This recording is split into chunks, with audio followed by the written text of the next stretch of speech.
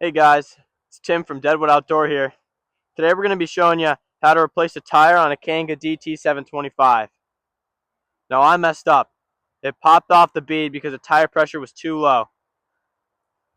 From now on, I'm going to check it every single time that I use the machine so that it doesn't blow off the bead again. If you have a flat tire on your Kanga DT725, I recommend you watch Kanga's official video. It's very helpful, the step-by-step process they give, but it's not very realistic. They're replacing the tire in a level shop, whereas mine blew out in the middle of the woods on a small incline. I'm going to show you guys how I replaced it and some of the challenges that I faced while doing so. I want everyone watching to learn from my mistake and to keep air in these tires. Kanga recommends 50 pounds of pressure when these machines are new.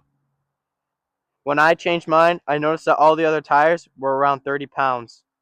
That's very low, and that is why my tire blew off the wheel. I want to give a special thank you to Western Mass Power Equipment for rebeading the tire for my Kanga.